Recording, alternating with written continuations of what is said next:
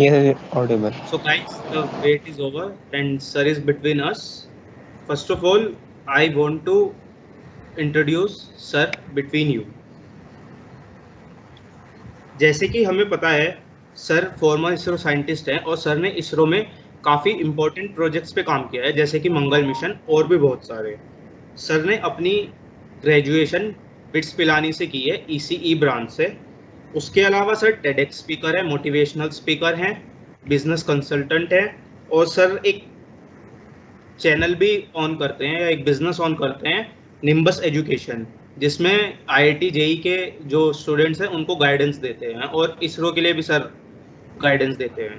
तो today we are happy and feeling very excited to see you sir here and now you can continue, the whole stage is yours. Welcome once again sir.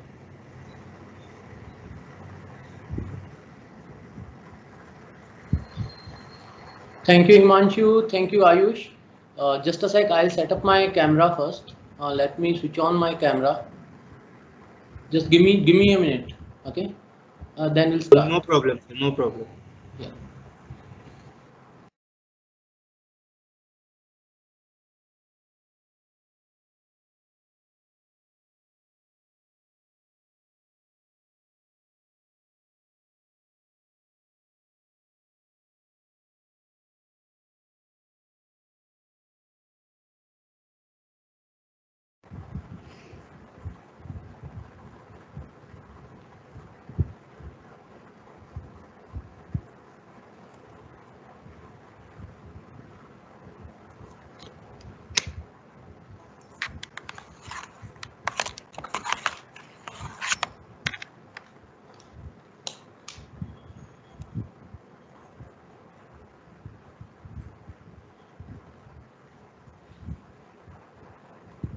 Okay, I think the video is visible, right? I am visible.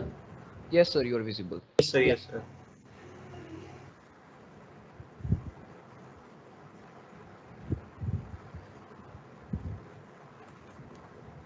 Okay, then that's fine. Fine. So, hello दोस्तों, क्या हाल चाल है बच्चों तुम्हारे? तो अपने पास हिमांशु, अभी अपने पास जो बच्चे हैं ये कौन सी ईयर से हैं? Sir first year. Sir mostly बच्चे कॉलेज स्टूडेंट्स हैं और अच्छा। कुछ इसमें स्कूल स्टूडेंट्स भी हैं। Okay okay okay. तो देखो एक्चुअली ऐसा रहता है दोस्तों कि ज़्यादातर सवाल ये रहते हैं कि how to get into ISRO, ISRO कैसा है, इसरो में लाइफ कैसी है, इसरो में जो फ्यूचर प्रोस्पेक्ट्स हैं प्रोग्रेस के, ग्रोथ के, करियर के, वो कैसे रहते हैं। तो आज का ये जो सेशन है, जो इंटरेक्शन है, इसको अपन इसरो और उसके आजू बाजू घुमाते हैं।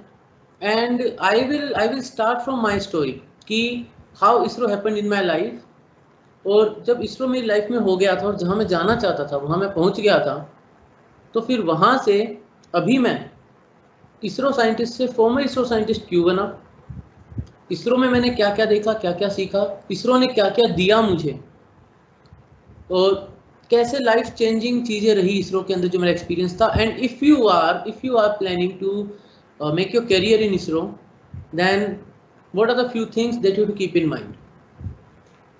इन बिटवीन ऑब्वियसली जो ऑर्गेनाइजर्स हैं, you can push them the questions and they can anyways ask any time ask the question, so you can put in the chat box, है ना। तो तुम वहाँ पे चैट बॉक्स में भी डाल सकते हो, राइट। सर हमने बच्चों से क्वेश्चन स्टार्टिंग में ले लिए थे कुछ गूगल फॉर्म के थ्रू, तो हम लास्ट में आपसे पूछ लेंगे वो। अभी तो बच्चे ये जानना चाहते हैं कि मतलब अपनी जर्नी इसरो के लिए कैसे स्टार्ट करें, इसरो में जाने के बाद हमारी लाइफ कैसी होगी, और आपकी जर्नी कैसी थी, आपने इसरो लीव क्यों किया, और उसके अलावा अगर आप कुछ गाइडेंस देना चाहें बच्चों को, कोई रोड मैप देना चाहें कि अपने फ्यूचर के लिए क्या करना चाहिए क्या नहीं करना चाहिए, वो सब।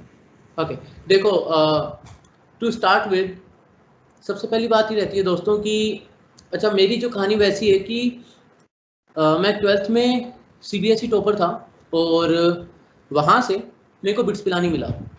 बिट्स पिलानी के अंदर मैंने मेरी जो डिग्री करी, मैंने बीटेक करी ट्रिपली में, and then I did my MSc in physics, right. साथ में रिसर्च जो था ओरिएंटेशन थोड़ा ज़्यादा था, मतलब I wanted to always wanted to go into the research field. और जो मोस्टली मैं प्रोजेक्ट्स लेता था, तो प्रोजेक्ट्स में मैंने जितने भी प्रोजेक्ट्स करे सारे के सारे प्रोजेक्ट्स मैंने CSIR लैब से करे। And I was lucky enough कि पिलानी में CSIR का एक लैब है, इसका नाम है CEERI, CD पिलानी। तो वो है central electrical and electronics research institute एक तरीके से वो, यानी वहाँ पे रिसर्च होती है। वहाँ पे ये तुमने सुना होगा क्लिस्ट्रॉन और मेगाट्रॉन और ये वर्ड सुने अगर तुमने, तो ये माइक्रोवेव जनरेटिंग डिवाइसेस होते हैं, तो वो जैसे वहाँ पे बनते हैं। कहते हैं कि इंडिया का पहला टीवी वहाँ पे असेंबल हुआ था। तो ऐसे काफ़ी कुछ रिसर्च वर्क वहाँ रहते हैं and I got involve in those works. मैंने काफ़ी वहाँ पे प्रोजेक्ट करे, 4-5 प्रोजेक्ट्स करे मैंने वहाँ पे। एंड जो मेरा फाइनल थीसिस था, जब मैं MSc कर रहा था, मेरा फाइनल जो थीसिस था वो प्रेशर सेंसर्स पे था, जो कि स्पेस ग्रेड थे, यानी स्पेस एप्लीकेशन से रिलेटेड प्रेशर सेंसर्स का काफ़ी रोल रहता है स्पेस के अंदर, क्योंकि प्रेशर को सेंस करके we take so many actuation decisions. ठीक है, डिटेल में बहुत ज़्यादा अपन नहीं जाएंगे। ऋतुराज ने हैंड रेज कर रखा है। हाँ ऋतुराज मेरे दोस्त, you want to ask something?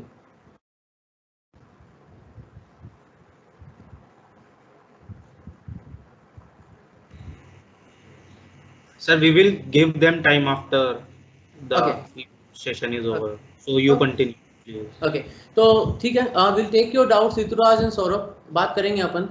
तो देखो दोस्तों, ऐसा है कि इसरो जो है, मेरी लाइफ में इसरो बाद में आया था। बाद में in the sense I was selected in Samsung.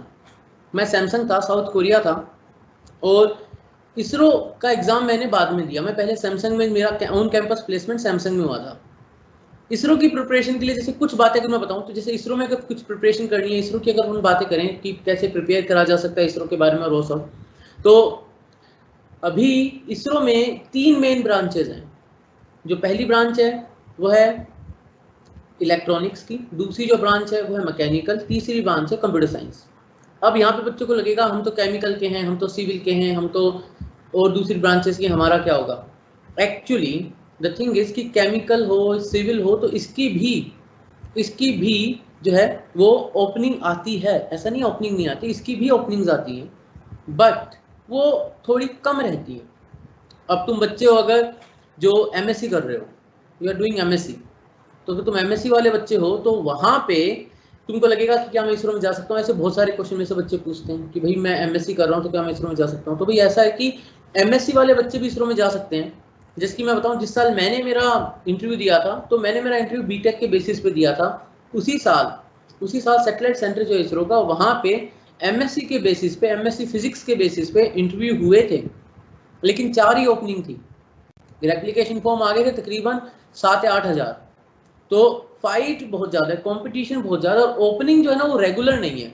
तो if in case you have any plan to make it to ISRO, that too on the position of scientist, तो वहाँ पे द ईजिएस्ट वेज, जो कॉलेज वाले बच्चे हो तुम, तो अगर राइट नाउ कॉलेज में हो और फर्स्ट सेकेंड ईयर में हो और BSc की साइड हो, तो तुमको फॉर श्योर गेट का एग्जाम लिखना है या IIT का जैम का एग्जाम होता है वो लिखना है, और अपनी BSc से तुमको MTech की साइड अपने को मूव करना ही पड़ेगा, बिकॉज उसकी ओपनिंग ज़्यादा आती है इसरो में।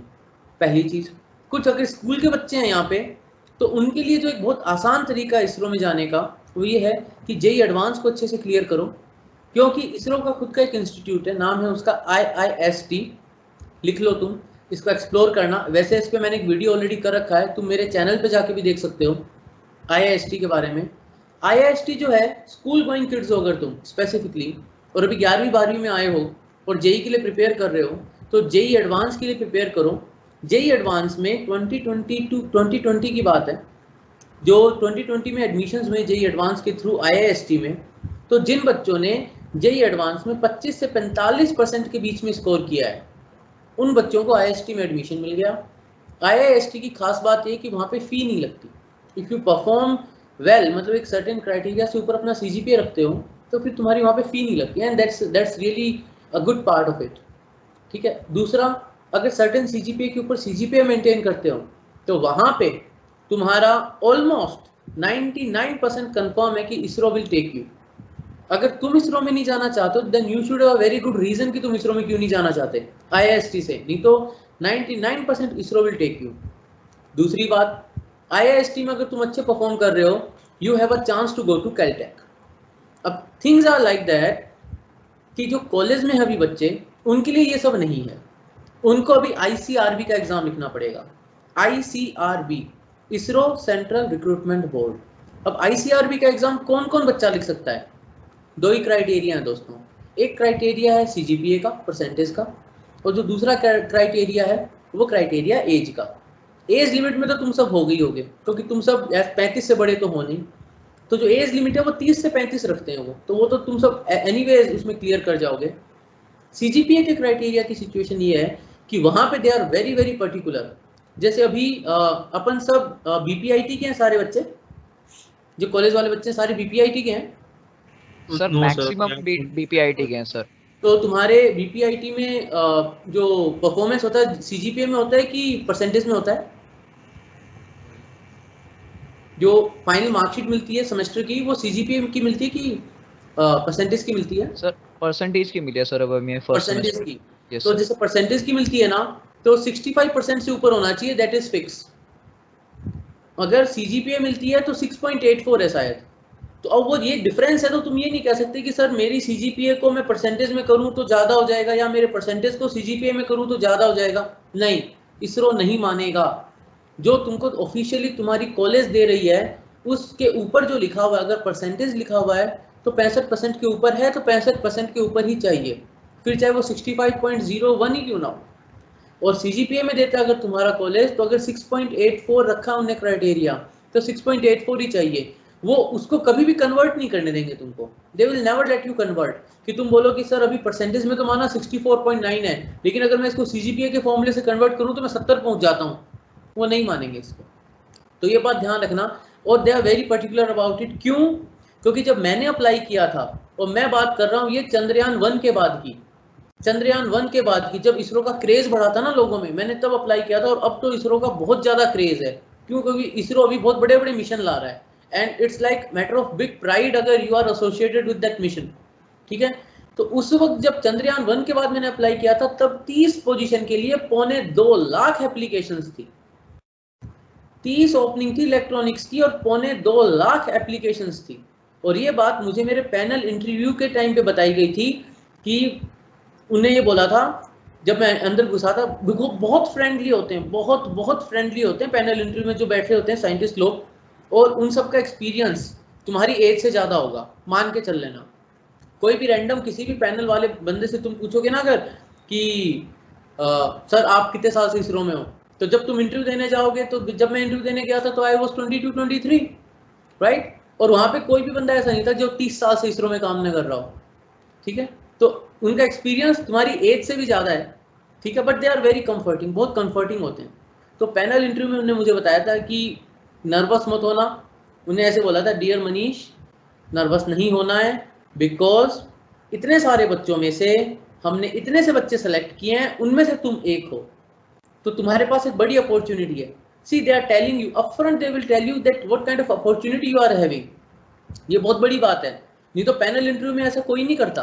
लेकिन उन्होंने मुझे बताया कि 2.25 लाख बच्चे हैं, हमने 2.25 लाख बच्चों में से 1500 बच्चे बुलाए हैं, उन 1500 में से हम 30 लेने वाले हैं।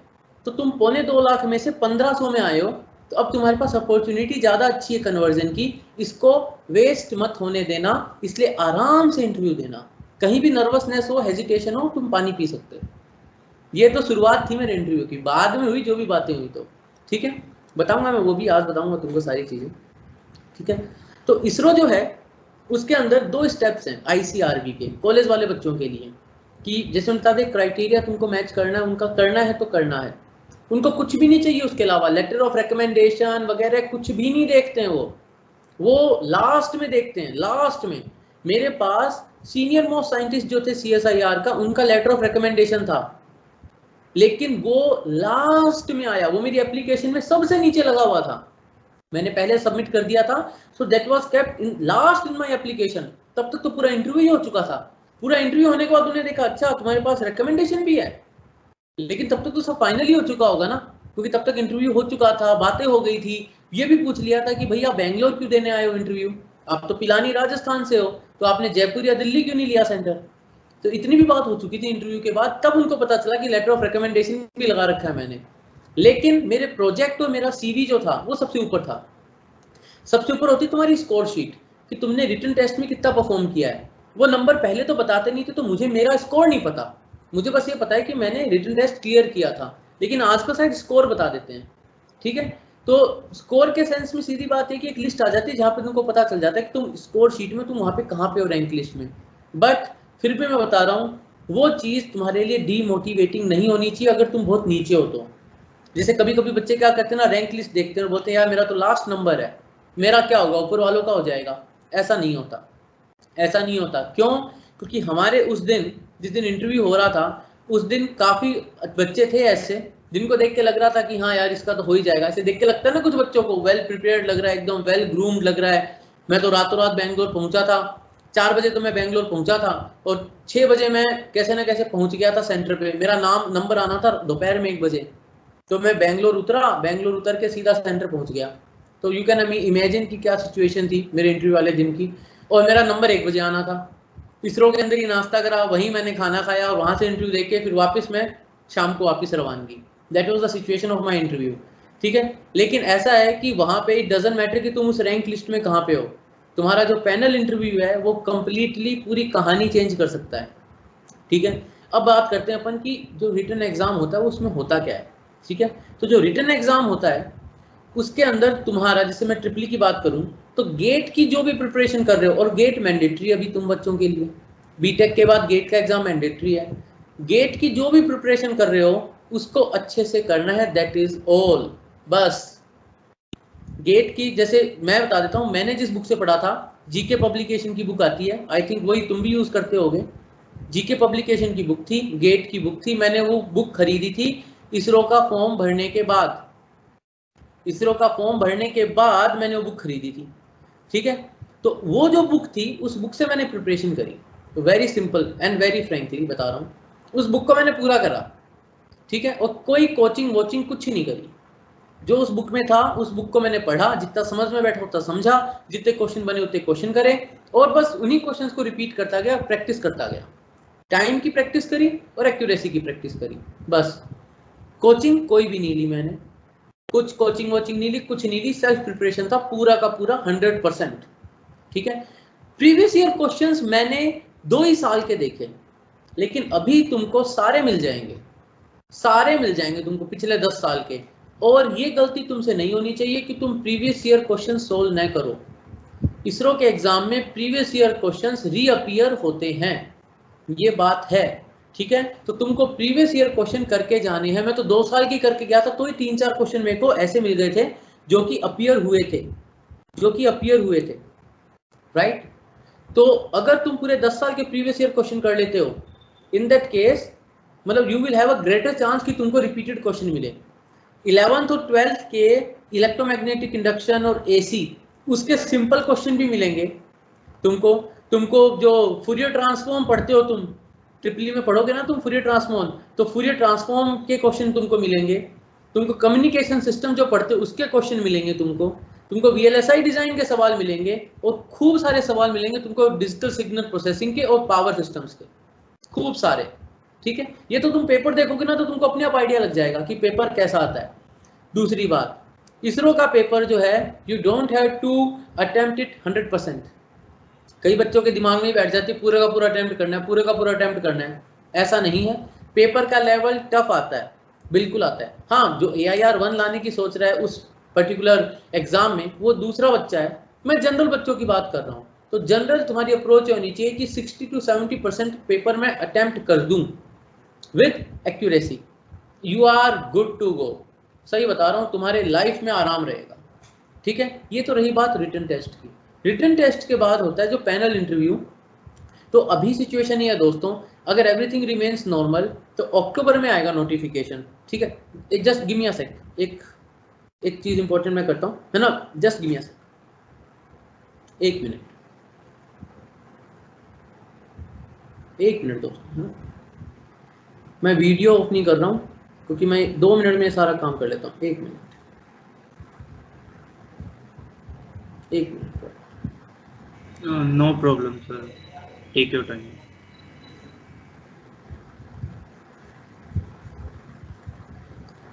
यस, हाँ, ओके। सो पैनल इंटरव्यू के लिए बताता हूँ। तो जैसे अभी जो रहता है ना, क्या रहता है इसरो का, अभी अक्टूबर में नोटिफिकेशन आना चाहिए। नोटिफिकेशन शुड कम इन अक्टूबर, ठीक है। जो एग्जाम होगा वो आइदर इन जनवरी और फरवरी रहेगा। You will be given the details, वो भी तुम्हारे पास सारी डिटेल्स रहेंगी कि जो एग्जाम रहेगा, डेट आ जाएगी पहले ही। फिर तुम्हारा पैनल इंटरव्यू जो होगा वो अप्रैल या मई में होगा, ठीक है।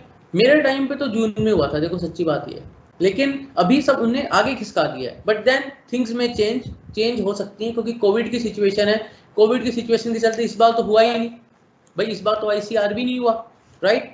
तो दूसरी बात है कि अगर तुम में से कोई बच्चा ऐसा जो फाइनल ईयर में है, तो भाई तुम्हारे लिए कंपटीशन बढ़ गया, क्योंकि पिछले साल के जो बच्चे हैं वो भी बैठे हैं इस एग्जाम को देने के लिए, और तुम भी जा रहे हो। ओपनिंग जो रहेगी वो ऑब्वियसली थोड़ी ज़्यादा आएंगी, क्योंकि अभी ह्यूमन स्पेस प्रोग्राम है, यहाँ पे कैपेसिटी बिल्डअप कर रहे हैं, बहुत बड़े बड़े प्लान कर रहे हैं, अपना स्पेस स्टेशन प्लान कर रहे हैं, कैपेसिटी बिल्डअप कर रहे हैं, रीयूजेबल लॉन्च व्हीकल की बात चल रही है, री एंट्री कैप्सूल्स की बात चल रही है। तो काफ़ी कुछ प्लान कर रहा है इसरो, है ना। और बड़ी बड़ी उनके सेटअप्स भी आ रहे हैं काफ़ी। और दूसरा ये कि अब इसरो ने ये भी बोल दिया है कि कुछ चीज़ें जो है वो तो कमर्शियल कर देंगे वो। यानी अगर तुम इसरो के लिए प्रिपेयर करते हो, तो अगर तुम इसरो के अंदर अच्छा परफॉर्म करते हो and you gain a good amount of knowledge, तो पहले ये था हमारे टाइम पे कि अगर मैं इसरो में हूँ, तो इसरो से अगर मुझे स्विच करना है तो या तो मुझे जर्मनी जाना पड़ेगा, या मुझे UK जाना पड़ेगा, या मुझे US ही जाना पड़ेगा, क्योंकि इंडिया में कोई दूसरी ऐसी कंपनी नहीं थी जो उस लेवल का काम कर रही हो, ठीक है। मेरा जो सिलेक्शन हुआ था इसरो में दोस्तों, वो सैटेलाइट सेंटर में हुआ था। इसरो का जो सैटेलाइट सेंटर है बेंगलुरु में, वहाँ पे हुआ था। And I was in power systems group. मैं डिज़ाइन करता था सोलर पैनल्स जो होते हैं सैटेलाइट्स के, और इंटरप्लैनेटरी मिशंस के लिए मैं काम कर रहा था। वो मैं बताऊंगा मेरा क्या वर्क एरिया था, मैं कैसे काम करता था, अपना लैब वगैरह के बारे में बताऊंगा। एक बार इसरो में घुसे अपन, अभी अपन इसरो में घुसे नहीं है, अभी अपन ने रिटन टेस्ट लिखा है। रिटन टेस्ट के बाद पैनल इंटरव्यू होता है। पैनल इंटरव्यू के अंदर they will make you very very comfortable, इतना कंफर्टेबल कि तुम्हारे लिए नाश्ता मंगवा लेंगे। हाँ, वही डोसा वड़ा सांभर होगी, मंगवा लेंगे। तुमको लगेगा कि खाऊं कि नहीं खाऊं, वो बोलेंगे खा लो कोई प्रॉब्लम नहीं, टेक योर टाइम। अगर इंटरव्यू लंबा चल रहा है तो, अगर 15-20 मिनट का इंटरव्यू है तो खाली पानी होगा, पानी पी लेना। वहाँ पे जब इंटरव्यू होगा तो obviously they will start with a very very simple thing, कि कैसे आए हो, यहाँ तक कैसे आए हो। मतलब लेट्स से कि तुम में से कोई बच्चा है, जैसे कि अनिकेत दिख रहा है मेरे को एक, और जैसे आयुष है, तो नाम से देख लेंगे अच्छा ये तो नॉर्थ इंडियन है, और तुम्हारा सेंटर मान लो चेन्नई है, या तुम्हारा सेंटर जो है हैदराबाद या बेंगलोर है। तो दे will ask you the very first question they will ask you will B कि कैसे आए हो बेटा। तो तुम बस जर्नी चालू बताओगे अपनी, कि सर मैं ट्रेन से आया हूँ कि प्लेन से आया हूँ, बस चालू हो जाओगे, ठीक है। फिर बोलेंगे कि अच्छा अभी कौन से ईयर में हो, 4th ईयर में हो, तो तुम बोलोगे जैसे हाँ सर 4th ईयर में हो। Then they will ask you कि इसरो क्यों, तुम्हारी तो और भी कंपनीज आ रही होंगी, तुम्हारी तो कॉलेज दिल्ली में है, तो वहाँ तो बहुत सारी कंपनीज है, इसरो ही क्यों। Then you should have a good answer, क्योंकि वो जो आंसर होगा ना उससे वो तुमको लपेट देंगे। अब तुम बोलोगे नहीं सर मैं देश के लिए काम करना चाहता हूँ, तो बोलेंगे IAS बनो ना बेटा, ग्राउंड पे काम करोगे, IPS बन जाओ, UPSC दे दो।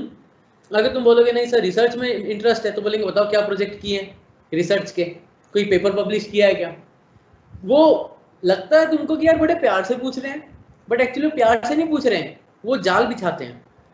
वो देखते हैं कि बच्चा कहाँ ब्लफ मारे, जहां बच्चे ने ब्लफ मारा वो वहीं ट्रैप करते हैं, ठीक है।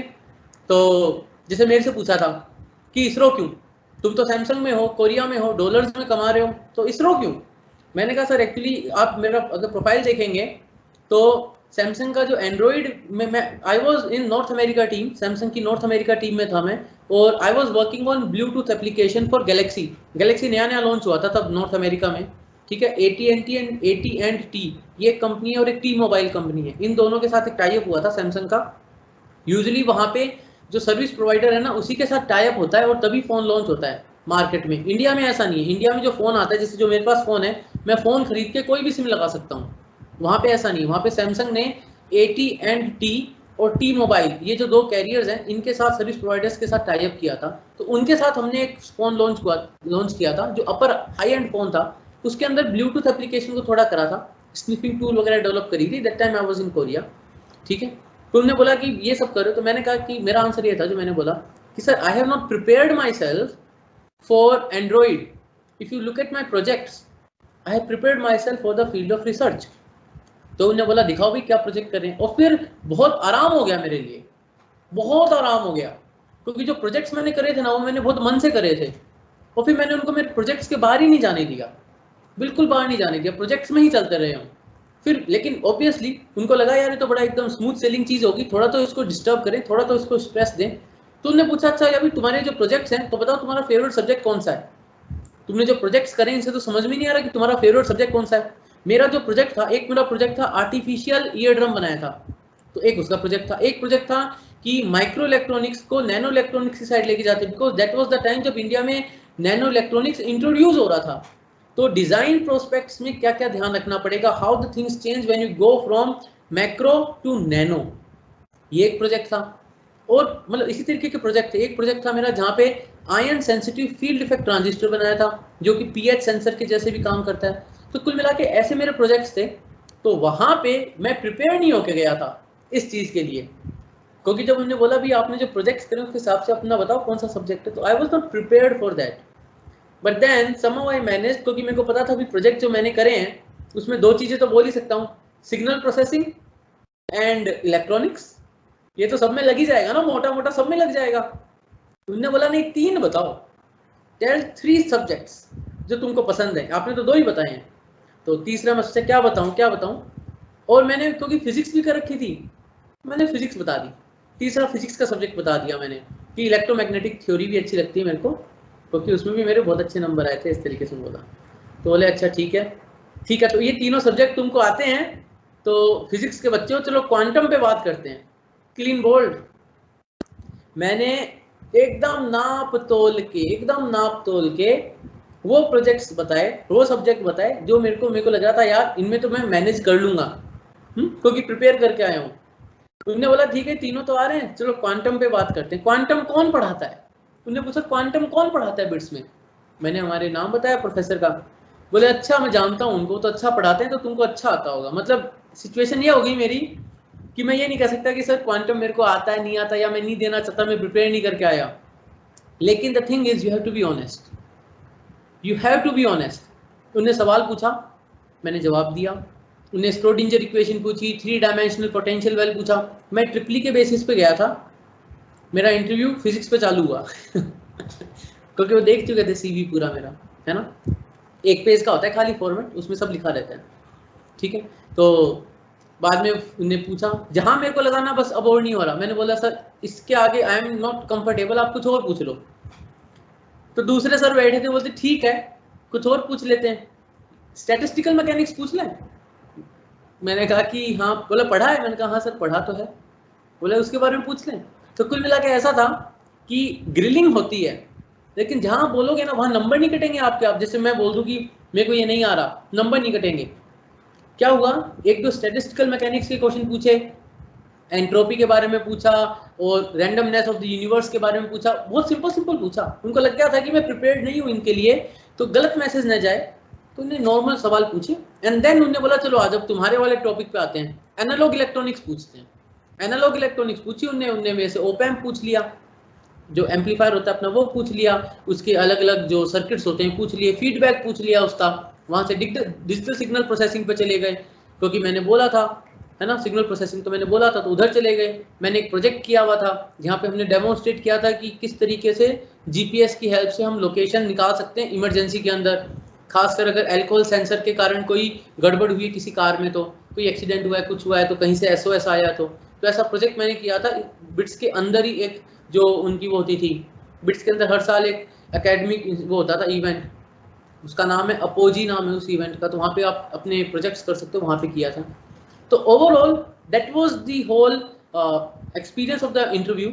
मेरा इंटरव्यू ज़्यादा लंबा नहीं चला था, 2-3 सवाल पूछ के फ्री करते गए मेरे को, एंड तकरीबन 30-35 मिनट का इंटरव्यू हुआ होगा। उसके बीच में मैंने डोसा भी खाया मैंने, क्योंकि मैं सुबह का बैठा हुआ था, तो मैंने बोल दिया कि सर एक्चुअली मैं सुबह 4 बजे आया था और मैं यहीं बैठा हूँ, यहीं पहुँच गया था, इसलिए आ गया था सीधा। तो उन्होंने बोला इतनी ऐसी गलती क्यों करी, तो मैंने कहा सर एक्चुअली मेरे को जो फ्लाइट ही नहीं मिली, जो फ्लाइट मिली वो रात की मिली, और मैं सोचा अगले दिन अगर लेट हो गया तो क्या करूँगा, तो मैंने आधी रात वाली फ्लाइट ले ली। अब वहाँ से मैं कहाँ जाता, तो पहले मैं एयरपोर्ट पर बैठा रहा, तो वहाँ से जब यहाँ आया तो मैंने फिर कुछ खाया नहीं है।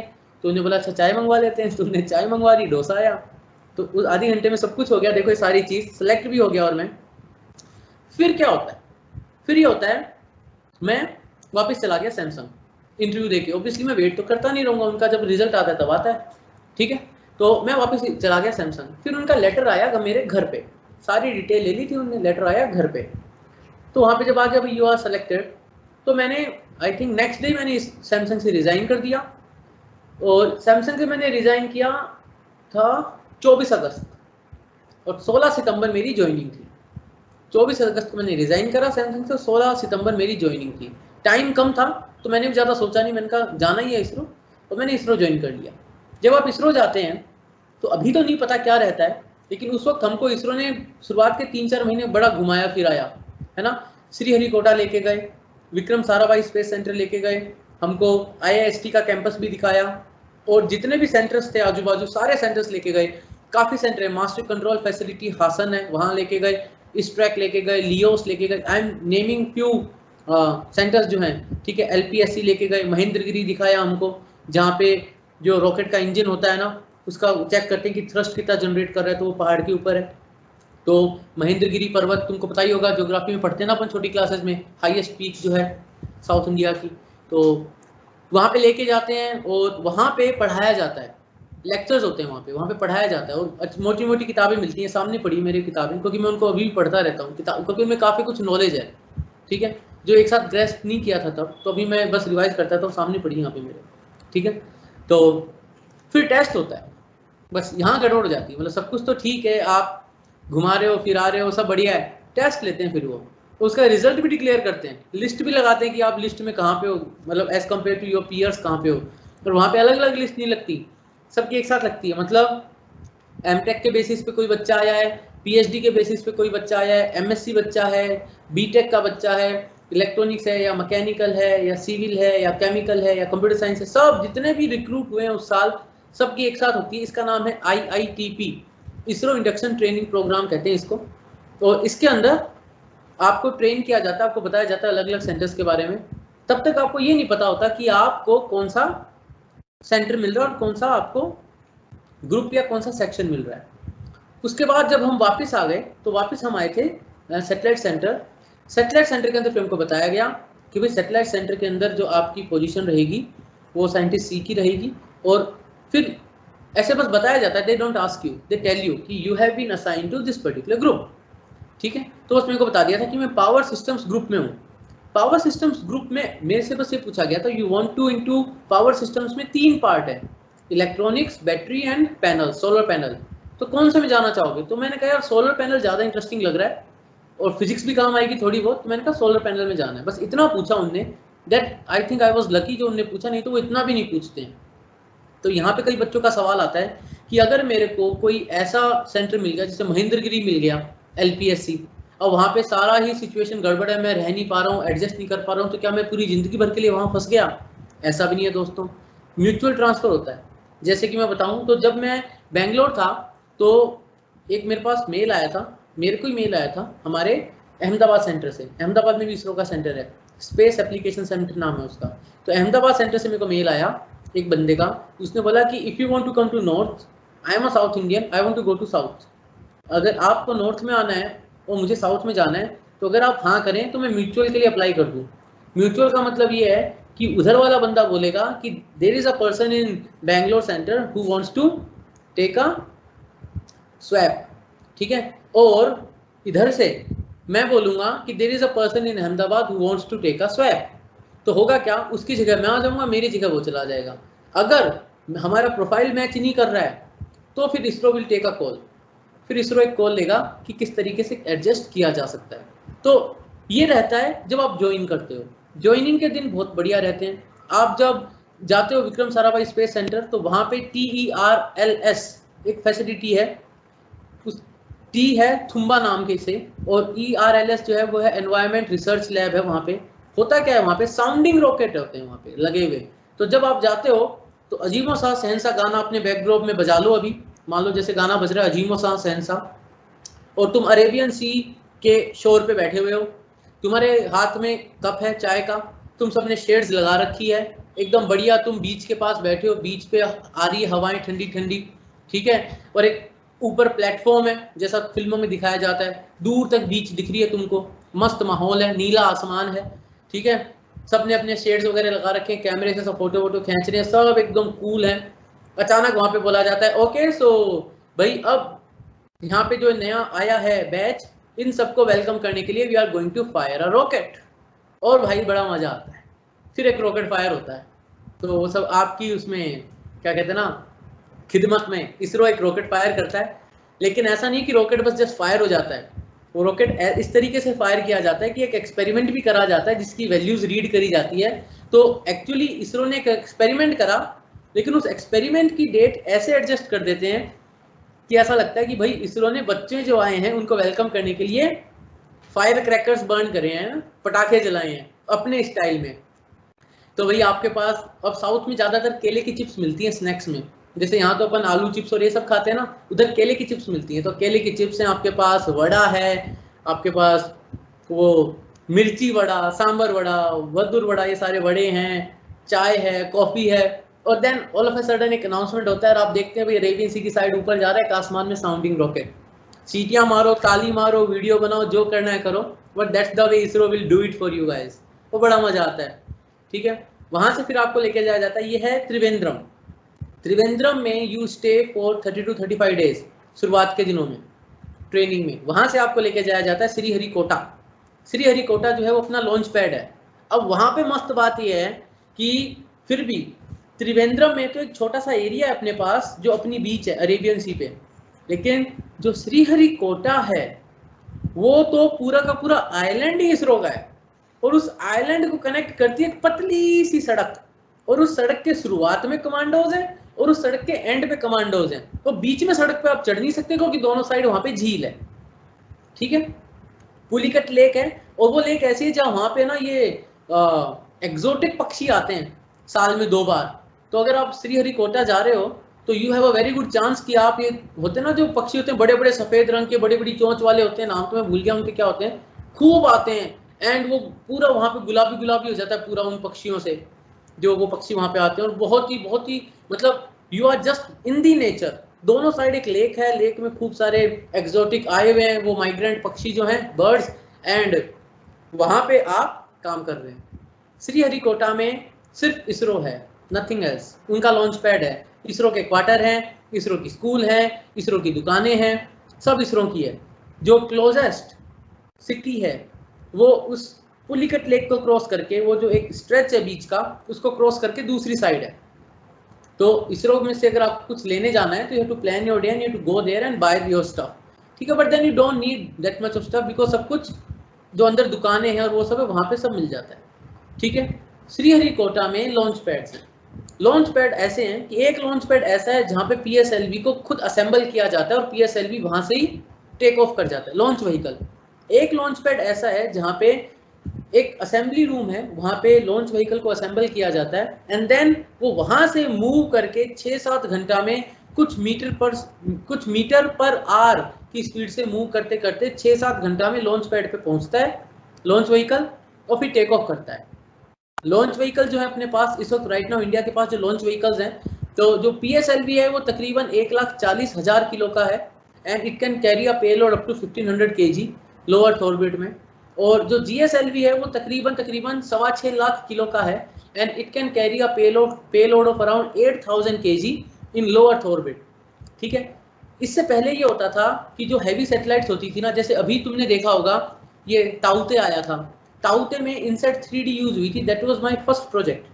वो पहला प्रोजेक्ट था। सैटेलाइट लॉन्च हुई थी 2013 में, लेकिन सैटेलाइट जो है इसरो में ऐसा रहता है, चंद्रयान जो है ना, चंद्रयान में फिनिश करके आया था, ठीक है। और मैंने जब रिजाइन किया था मंगल यान के मार्स ऑर्बिटर मिशन के मार्स इंसर्शन के 5 दिन बाद, ठीक है। 24 सितंबर को इंसर्शन हुआ था, 29 सितंबर को मैंने रिजाइन किया था इसरो से, ठीक है। और वो भी कहानी बताऊंगा क्या है। तो 29 सितंबर को मैंने रिजाइन किया था, तब मार्स इंसर्शन हुआ था। चंद्रयान तो अब गया है, चंद्रयान 2 की बात करें वो तो अभी गया है ना, लास्ट टू लास्ट ईयर, लेकिन वो पहले से सब कुछ तैयार था। तुमने देखी होगी वो मूवी, कौन सी आई थी, एक मूवी आई थी ना अक्षय कुमार की, उसमें दिखाते ना कि फंड्स इधर का उधर कर दो, उधर का इधर कर दो। तो Chandrayaan was planned before Mars orbiter, लेकिन थोड़ा सा घपला हो गया था कुछ इंजन और लैंडर के बीच में, घपला ये हो गया था कि we were taking help of some external agency और उन्होंने थोड़ा सा कंडीशंस अपनी चेंज कर दी थी, उसके चलते प्रोजेक्ट जो था वो एक बार लगा कि रुक जाएगा, पूरा नहीं हो पाएगा, आपको खुद को बनाना पड़ेगा। तो इसरो ने कहा यार खुद को बनाना तो टाइम चाहिए, ठीक है, तो इसलिए मंगलयान ले लिया गया। Mangalyaan was made in record time of 8 to 9 month. 8 से 9 महीने में एक मिशन बनता है जिसको मार्स तक पहुंचने में 10 महीने लगते हैं। अपना जो मंगलयान था उसको तकरीबन 300 दिन लगे मार्स तक पहुंचने में, और उसको बनाने में हमको तकरीबन 265 दिन लगे थे ऐसा है। तो जो चीज़ बनाई उसको कम टाइम लगा, लेकिन उसको पहुंचने में ज़्यादा, उसको जर्नी में ज़्यादा टाइम लग गया, ठीक है। अब इसरो में आ गए हो आप और आपको मिल गई आपकी पोस्टिंग आ गई है, वो मान लो जैसे मैं मेरी बात बताऊं तो I got the posting in, सब कुछ मजे कर लिए एकदम, पूरे साउंडिंग रॉकेट देख लिया, टेस्ट हो गया, मस्ती कर ली, बड़ा लंबा फ्रेंड्स का ग्रुप बन गया, सब अपने जैसे ही तो होते हैं, ठीक है। एक बिट्स पिलानी का जूनियर था मेरे साथ, ठीक है, और क्योंकि मैंने 2 डिग्री करी ना, तो मेरे साथ वो बच्चा था जो सिंगल डिग्री का है, और मेरे साथ IITians थे। अब यहाँ पे सवाल बहुत सारे बच्चों को आता है कि भाई IITian है, बिट्स पिलानी के हैं, NIT के बच्चे हैं, तो क्या सारे वही जाते हैं? नहीं, मैंने कितना बताया, कुछ IITians थे, एक बिट्स पिलानी का भी जूनियर था, एक बच्चा पर्ड्यू से भी था, ठीक है, बाकी सारे नॉर्मल कॉलेज के बच्चे थे। वहाँ पे इसरो के अंदर ये IIT, बिट्स, NIT, इसकी कोई औकात नहीं है। वहाँ पे औकात है आपके डिसिप्लिन की, आपके डेडिकेशन की, आपकी जिद की, आपकी इच्छा की, आप कितना देश के लिए करना चाहते हो, आपका रिसर्च एप्टीट्यूड कैसा है। वहाँ पे कोई हर दिन आपको कोई नहीं पूछेगा कि आप IITian हो कि नहीं हो। जैसे अभी अपनी जो कॉलेज है, ठीक है, BPIT, तो वो ये नहीं पूछेंगे हर दिन तुमसे, अच्छा बेटा BPIT से हो, इंद्रप्रस्थ यूनिवर्सिटी से हो, हाँ तुमने JEE दिया था क्या, JEE नहीं दिया था क्या, कोई भी ऐसा सवाल नहीं करता वहाँ पे। मेरे से तो कभी इफेक्टिवली मेरे से तो कभी कोई ने पूछा भी नहीं कौन सी कॉलेज है, क्योंकि यार आप इसरो में आ गए ना, ये बात ध्यान रखना, आप इसरो में आ गए ना तो ये कॉलेज वॉलेज एकदम दब जाता है, आप इसरो में आ गए हो, ये बात ध्यान रखना। You are in the best organisation right now in India, एक ऐसी गवर्नमेंट ऑर्गेनाइजेशन जो बड़ी से बड़ी प्राइवेट ऑर्गेनाइजेशन को डिसिप्लिन, वर्क डिसिप्लिन और डेडलाइन मीट करने की जो कैपेबिलिटी है ना, उसमें चैलेंज कर सकती है। चाहे गूगल सामने ला के रख दो, चाहे माइक्रोसॉफ्ट रख दो, चाहे फेसबुक रख दो, और जो डेडिकेशन है वहाँ के अंदर एम्प्लॉयज का, तो मैं क्लियर कट कह सकता हूँ, मैंने सैमसंग देखा है, मैंने सैमसंग में कोरियन कल्चर भी देखा, मैंने सैमसंग में इंडियन कल्चर भी देखा, नॉर्थ अमेरिकन कल्चर भी देखा, और मैं इसरो आया। There is a very big difference. ISRO is not a corporate, ISRO corporate नहीं है।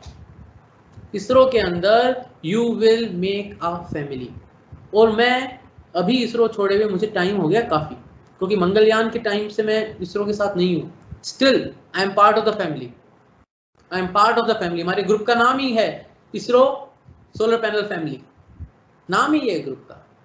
द थिंग इज कि वहाँ पे जो एटीट्यूड है ना इसरो के अंदर लोगों का, जो अप्रोच है काम के लिए, वो ऐसी है कि हम देश के लिए कर रहे हैं, हम देश के लिए कर रहे हैं। वो ये नहीं देखते मेरा इंक्रीमेंट, मेरी डेडलाइन, वो आगे निकल गया, उसको क्या दिया, कुछ नहीं है। क्यों?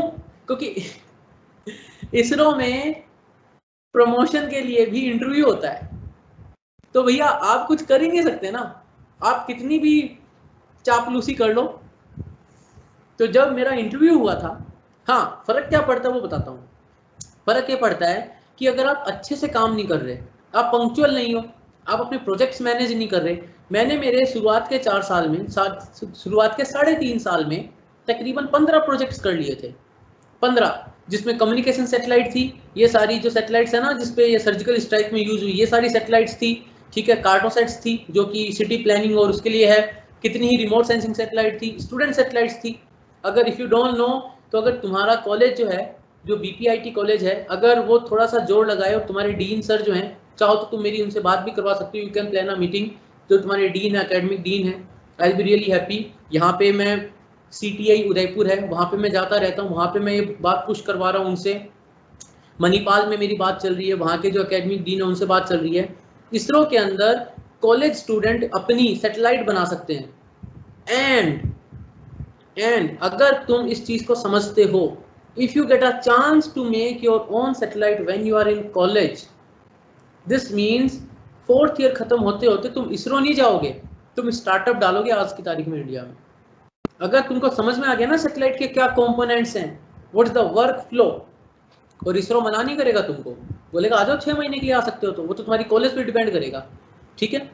तो काफी कॉलेजेस की बनाई है, एसआरएम ने बनवाई है, आरवी कॉलेज ने बनवाई है, और भी काफी स्टूडसेट एक सैटेलाइट थी जो हमने काम किया था, बनाते हम ही थे, बच्चे आ जाते थे देख लेते थे प्रोसेस को सीखने के लिए।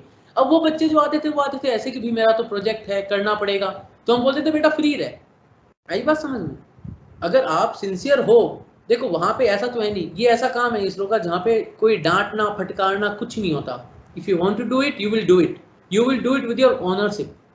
तुम उसको अपना मान के करोगे, तुम ये बोलोगे कि ये मेरा है, ये मेरा काम है, मेरे को करना है, ठीक है। तो you can take up this thing with your college authorities also, and obviously you can refer my name, and अपन मीटिंग प्लान कर सकते हैं, कोई बड़ी बात नहीं उसके अंदर। I can tell you the path, the रास्ता किस तरीके से कर सकते हैं, और स्टूडेंट्स के लिए क्या फायदा होगा। एक सबसे पहले क्या करना होगा तुमको, एक पूरा अपना एक, अच्छा ये मैं बात कर लूंगा, ये अपन जो आयुष हैं, हिमांशु है ना, तुमसे मैं बात कर लूंगा आगे, if you are interested, if guys are interested. अभी अपन आगे की बात करते हैं ना, ठीक है फाइन।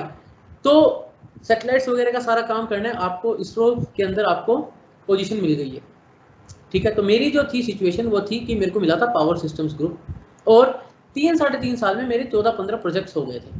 अब मुझे प्रोजेक्ट दिया गया था इंटरप्लैनेटरी मिशन, कि if we go beyond Mars then what should be the situation. क्यों? क्योंकि एक पेपर पब्लिश किया था मैंने इसरो के अंदर कि जब मार्स ऑर्बिटर मिशन की प्लानिंग हो रही थी, तो उससे पहले एक पेपर पब्लिश हुआ था कि अगर हम अर्थ से दूर जाते हैं, चांद तक तो कोई प्रॉब्लम नहीं है, और आगे जाते हैं तो जो सूरज का रेडिएशन है ना वो कम हो जाता है।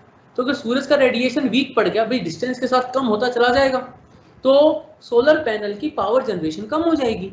इसका मतलब ये है कि अर्थ ऑर्बिटिंग सैटेलाइट जितना पावर जनरेट कर रही है, उतना पावर जनरेट अगर मुझे मार्स के ऊपर या बियॉन्ड मार्स करना है, तो पैनल की जो साइज है वो ड्रास्टिकली बढ़ जाएगी।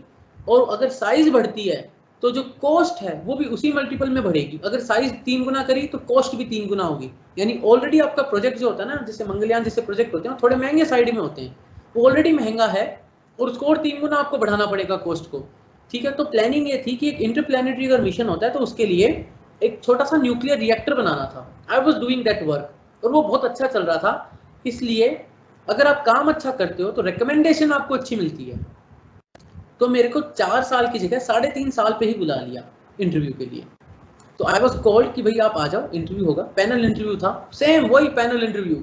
इस बार 7 या 8 नहीं थे पैनल में लोग, इस बार पैनल में थे 15-16 लोग ठीक है। और सारे सीनियर नहीं थे, कुछ ऐसे थे जो मेरे जस्ट इमीडिएट सीनियर थे, यानी मेरे से 4-5 साल बड़े, कुछ थे जो मेरे से 20-25 साल बड़े थे। तो एक मिक्स पैनल था, and they will ask you the questions and they will grill you, पक्का ग्रिल यू।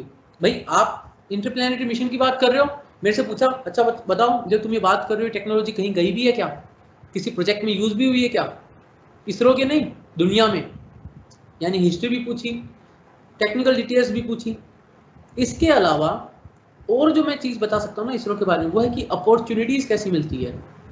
इसरो में मुझे जो एक बड़ी अपॉर्चुनिटी दी गई थी वो दी गई थी कि I was sent to represent India for a research work in US.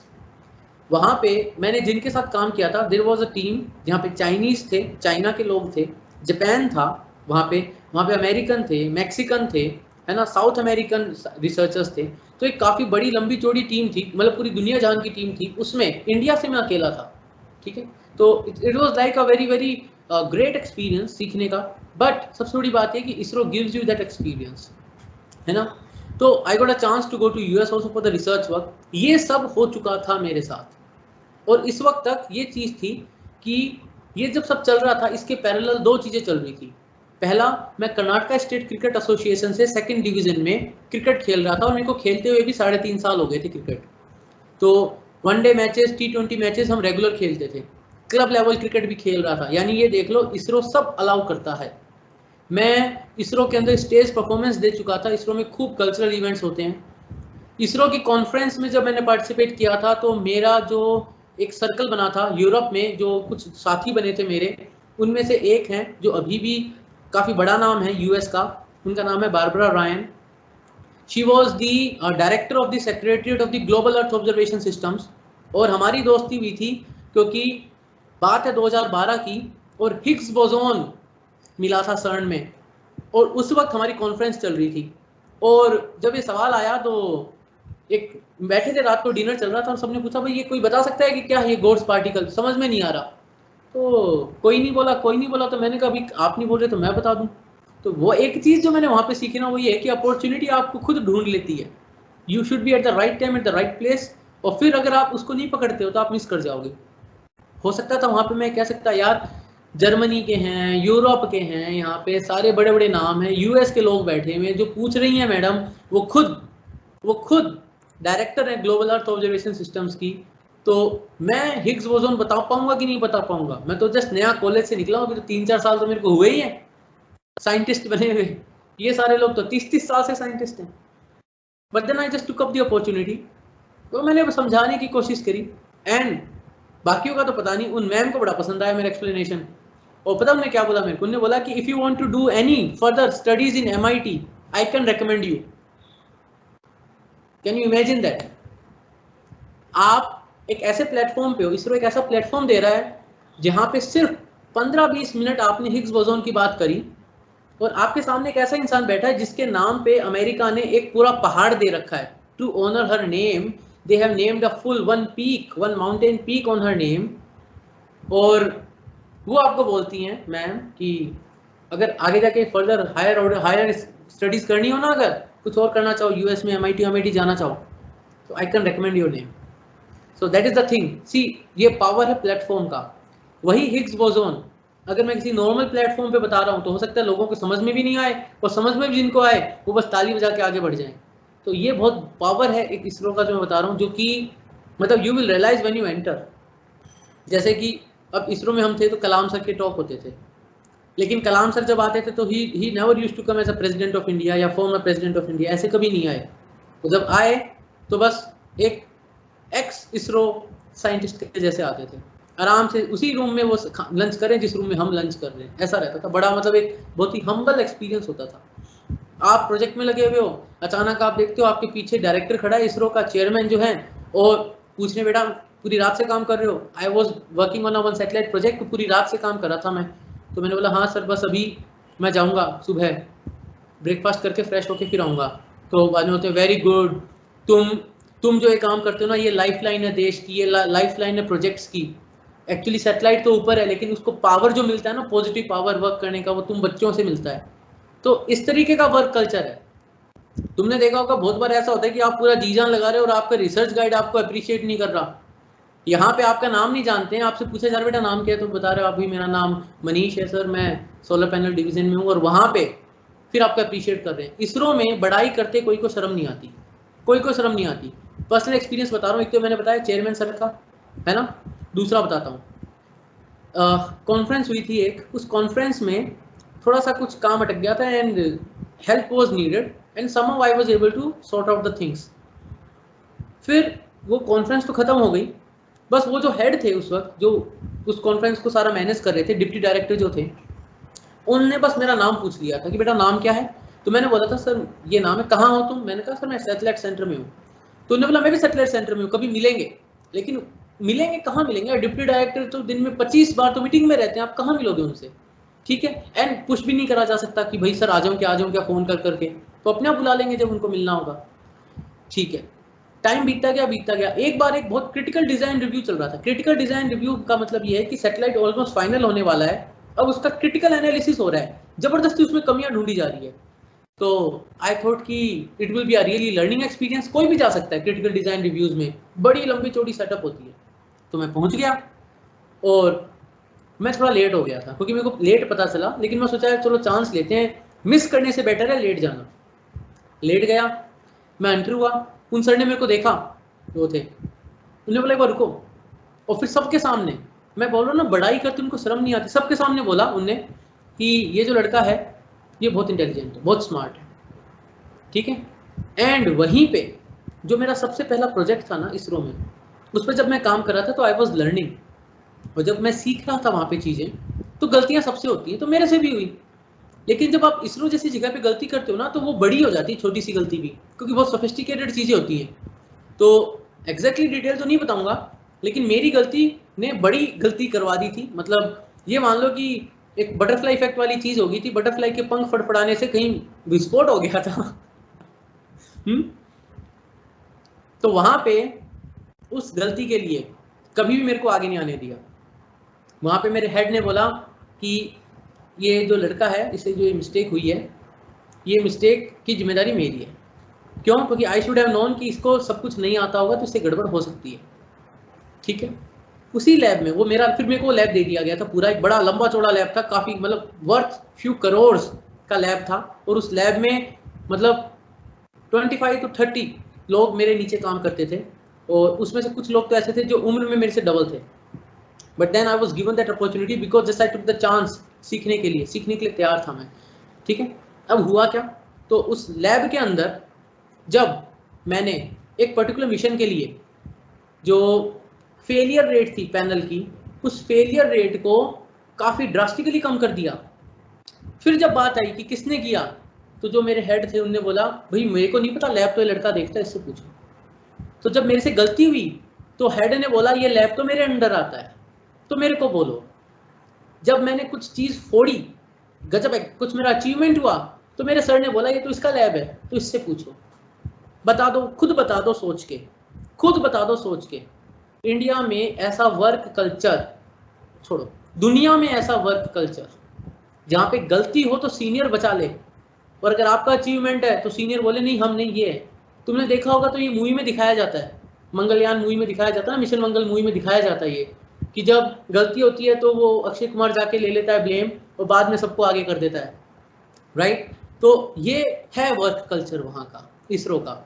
ये मैंने एपीजे अब्दुल कलाम सर की स्पीच में सुना था, ये मैंने बहुत सारी बुक्स में पढ़ा था, बट ये मैंने खुद फील भी किया है। तो I am a living example of this कि yes it's is the work culture of ISRO, जहाँ पे गलती सीनियर रोक लेता है, क्योंकि आप उनका कुछ कर नहीं सकते ना, आप सीनियर का कुछ नहीं कर सकते। मेरे पे तो हो सकता है कि भाई कोई ना कोई डांट लगा दे, कुछ कर दे, लेकिन अचीवमेंट जब है तो पूरा का पूरा क्रेडिट आपको। ठीक है, इसरो के अंदर जब आप जाते हो ना, तो ये रहती है पूरी सिचुएशन, मतलब this is the whole scenario. Growth की बात करें तो इंटरव्यू जो होता है, वो इंटरव्यू पे भी पैनल राउंड होते हैं, यानी इंटरव्यू लिया जाएगा आपका प्रमोशन के लिए। आपको प्रमोशन बिना इंटरव्यू के नहीं मिलेगा, बिना इंटरव्यू के प्रमोशन मिलता है सिर्फ टॉप मोस्ट 3 जो सीनियर ग्रेड्स हैं उन पे, बाकी नहीं मिलता है, ऐसा है, राइट। तो if I miss something and you want to ask something else, तुम पूछ लो। हाँ, तुम ये पूछोगे कि इसरो मैंने क्यों छोड़ा, तो इसरो मैंने क्यों छोड़ा उसके लिए ऑब्वियसली यार जाके निम्बस एजुकेशन के चैनल पे देख लो मेरा वीडियो। मैंने बड़े इत्मीनान से तकरीबन 24-25 मिनट तक बताया कि मैंने इसरो क्यों छोड़ा। Toughest decision of my life के नाम से मैं वीडियो बनाया, वो जाके देख लो। सब्सक्राइब भी कर लेना, थोड़ा मैं साइंस के और स्पेस के वीडियोस भी डालता रहता हूँ। You can also subscribe to my channel Nimbus Education, search कर लेना। Right now we are somewhere around 48,000 subscribers. Channel पे मैंने वीडियोस अपलोड करने चालू करे थे लास्ट टाइम जब कोविड आया था, तो मेरे स्टूडेंट्स ने बोला था सर वीडियो अपलोड कर दिया करो आप, हम हमारे दोस्तों को दिखाएंगे, तो मैंने उस पर कुछ वीडियोस अपलोड कर रखे। You can always go and enjoy the videos, subscribe करो, तुम भी देखो, तुम भी अपने दोस्तों को बताना, काफ़ी मिल जाएगा तुमको उसके। हाँ भाई, so Himanshu I think now we can take few questions, right. Already 1 घंटा हो गया अपने को बातें करते हुए। Yes sir, yes sir. तो मैं पहले पूछ लेता हूँ कुछ क्वेश्चंस आपसे जो बच्चों ने गूगल फॉर्म में दिए थे, फिर हम इनको अलाउ कर देंगे कि जो इनको डाउट्स होंगे वो पूछ सकते हैं। बिल्कुल। सर पहला क्वेश्चन ये है कि जैसे हम इसरो में काम करने लगते हैं तो जो हमारा एंथुजियाज्म है, जब हम मतलब पहले स्टार्ट किया था हमने जहाँ से कुछ छोटे टॉपिक से रिसर्च करना, तो हमारा एंथुजियाज्म बहुत ज़्यादा होता है। तो इसरो में जब हम बड़े ऑर्गेनाइजेशन में आ जाते हैं, सब लाइक माइंडेड होते हैं, तो क्या आपके साथ भी ऐसा हुआ था कि आपका एंथुजियाज्म थोड़ा कम हुआ हो या ऐसा होता हो? ओके, अब देखो इसका मैं बहुत सिंपल सी बात आता हूँ कि इसरो का जो ऑर्गेनाइजेशन है, जो इसरो जैसा ऑर्गेनाइजेशन है, वहाँ पे क्या रहता है कि वहाँ पे अगर आप अपना वर्क, आप अपने वर्क को नीचे रखोगे तो वो नीचे रह जाएगा, और आप अपने वर्क में परफेक्शन चाहोगे तो आपको कोई मना नहीं करेगा। It's like you own your work, you have to own it. अब जैसे मैं अगर एक सैटेलाइट की बात करूँ, तो मैं बात कर रहा हूँ मान लो इनसेट 3D की, जिसमें ताउते और ये सारे जो साइक्लोन जो थे डिटेक्ट हुए थे। तो इनसेट 3D सैटेलाइट जब बनी थी तब मैं उस पर्टिकुलर लैब का हिस्सा था। अब वहां पे मैंने प्रपोज किया कि यहाँ पे अपन इस प्रोसेस को इम्प्रूव कर सकते हैं, एंड सबने बोला यार वाह, हमारे तो दिमाग में आई नहीं बात। और मैंने बड़ी बड़ी भारी भारी मशीनें खरीदी करोड़ों रुपए की, कोई ने मना ही नहीं किया। सबने बोला यार ये तो बहुत बढ़िया बात है, चलो that is the thing a young fresh mind will bring. आई बात समझ में? तो एंथुसियाज्म जब कम होगा जब आप ये जाके बोलोगे चलो भैया आराम से, हाँ मस्त सरकारी नौकरी लग गई, अब कोई निकाल नहीं सकता, तो अपने आप एंथुसियाज्म गिर जाएगा। But if you keep it as a everyday challenge, भाई इसरो के अंदर there are infinite things you can learn. और मैं जिनकी बात कर रहा हूँ ना, मेरे सर जिनने मेरे को पीछे रखा था जब मेरे से गलती हुई थी, right now from 1st of June he has become the director of satellite centre. ठीक है, तो देखो अगर आप में वो लीडरशिप क्वालिटी है, जब मैंने ज्वाइन किया था वो जस्ट मेरे सीनियर थे, he was just my senior, यानी एक एंट्री लेवल साइंटिस्ट के सीनियर हो आप, और मैं तो यहाँ आ गया हूँ, और इन दिस पर्टिकुलर ड्यूरेशन उनने सीढ़ियाँ चढ़ दी हैं, and right now he is director of URI satellite centre. पहले उसका नाम था इसरो सैटेलाइट सेंटर, अब नाम हो गया यूआरआई सैटेलाइट सेंटर। तो ग्रोथ बहुत ही ग्रेजुअल होती है, बहुत वेल स्पेस्ड होती है, मतलब 3 साल 4 साल का गैप रहता है आपके एक एक स्टेप में। लेकिन जब ग्रोथ की बात आती है, जब प्रमोशन की बात आती है, they do check your whole performance for the last 4 years। तो अगर एंथुसियाज्म कम कर रहे हो तो ये नहीं है कि वो अननोटिस जाता है, हर साल अप्रेजल होता है, हर साल तकरीबन 20 से 25 पेज का पूरा एक बुकलेट आता है जिसके ऊपर छोटे छोटे पॉइंट्स लिखे हुए होते हैं, तो they don't miss it. You में फील कि सरकारी ऑर्गेनाइजेशन है, कोई कुछ बोल नहीं रहा है, but they are observing, because उसी वक्त बोलने का मतलब नहीं है, your attitude is being tested कि कैसा एटीट्यूड है। तो अगर आप लेथार्जिक हो, अगर आप प्रोकेस्टिनेट करते हो, आप थोड़े ढीले रहते हो, you will feel the difference when it will come for the promotion। yes, होता क्या है, जैसे कि प्रमोशन में एक बेस्ट रहता है कि highest possible increment and immediate promotion. तो इमीडिएट प्रमोशन और हाईएस्ट पॉसिबल इंक्रीमेंट होते हैं या तो 5 या 6, और वर्स्ट ये होता है कि एक इंक्रीमेंट और प्रमोशन 6 महीने बाद। आ रही बात समझ में? तो अगर आपको लग रहा है ना कि मेरा मोटिवेशन कम हो रहा है, तो मान के चलो बेटा कि 4 साल बाद जब प्रमोशन के लिए जाओगे ना, तो इंक्रीमेंट भी सबसे कम लगेगा और प्रमोशन भी और 6 महीने बाद होगा। तो अगर पहला प्रमोशन 6 महीने बाद है, दूसरा प्रमोशन 1 साल बाद, तीसरा प्रमोशन 1.5 साल बाद, मतलब हो गए ना रेस में पीछे। अब टाइम बढ़ता जाएगा मतलब प्रमोशन के लिए अगर आप। यस, बट उस वक्त तुमको कोई टोकेगा नहीं, मतलब तुम ऐसे ना भाई 3-4 महीने तुमने खूब दौड़ धूप करी, फिर तुम ढीले पड़ गए, तो बस तुमको बोला जाएगा कि ऐसा बोला जाएगा यार कि हिमांशु आई थिंक थोड़ा सा ध्यान भटक रहा है तुम्हारा। If you answer that is okay, if you even not answer it's okay, वो तुमको कुछ नहीं बोलेंगे क्योंकि उनको पता है कि अपने आप समझ जाएगा 4 साल बाद, ऐसा है। Okay, yes sir. Sir can you tell me the vision of ISRO, कि इसरो क्या चाहता है, मतलब कि 10 साल बाद इंडिया कहाँ पे स्टैंड करे? ओके, 10 साल बाद देखो मैं बताता हूँ, जब मैंने ज्वाइन किया था ना इसरो, उस वक्त इसरो का प्लान था 2020 में ह्यूमन स्पेस। 2020 में हमको बोला गया था 2020 में अपना एस्ट्रोनॉट या जो भी कॉस्मोनॉट या भारत नोट जो भी नाम रखेंगे स्पेस में चला जाएगा। फंडिंग की कमी, थोड़ी फंडिंग की कमी, थोड़ी कुछ पॉलिटिकल टसलिंग हुई, मतलब इंडिया में नहीं बाहर के देशों के साथ, उसके कारण कुछ डिले हो गया। तो जैसे वो प्लान है 2023-24 का, ठीक है, तो आगे आने वाले टाइम का ये प्लान है।